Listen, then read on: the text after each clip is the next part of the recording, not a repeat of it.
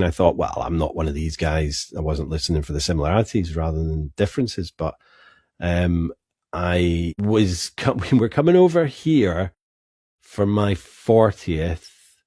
And I think at this point I'd done dry January, and my birthday's, as you know, on 7th February. So I'd done dry January. My citalopram that I was on was actually starting to kick in. So I was feeling quite happy and jovial. And we were coming over here for my 40th to visit my folks because they'd moved over the year previous. So we were all in the car, and it's like, I think it's a good 3, maybe 4 hour journey from, no, it's not that much, maybe 2 hours from Hull through to Heysham. And we're about half an hour away from the port in Heysham, and I pulled into the petrol station and the car went, pfft. I was like, what? And I opened up the bonnet and the engine had just dropped. So that car wasn't going anywhere. So we ended up in this services for like 7 hours until the roadside recovery came to get us, then drove us all the way back to Hull. And luckily we didn't go, because that ferry was one of the possible worst ones. It was like up, down, up, down. Like, my brother showed me a video of it coming into the harbour that someone had filmed, and it was just awful. Thankfully we weren't on that boat, because there'd have been absolutely chundering everywhere.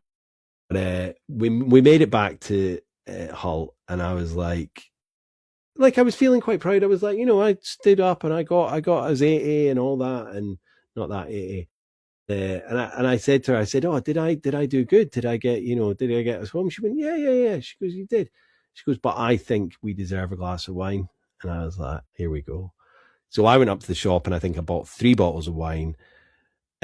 She maybe had one where I was necking it, going straight back on. And then I went and got another 3 bottles. So I had probably the best part of 6 bottles that night. She might have had 2. So I maybe had 4.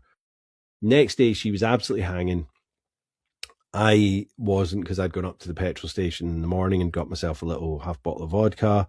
So it was like school holidays. I don't think I was working at that point. And that went on for maybe a week or 2, where I was just drinking, getting more and more belligerent, because, as I say, every time I went back to it, it got worse and worse and worse. And I just wasn't happy. And I ended up, my friend who had known from school was living near, well, about an hour away in Wetherby. And he was like, yeah, come and live with me for a bit. So I did. I just kind of packed up my gear and left. Cut a long story short, I ended up in rehab, got an intervention from like my folks.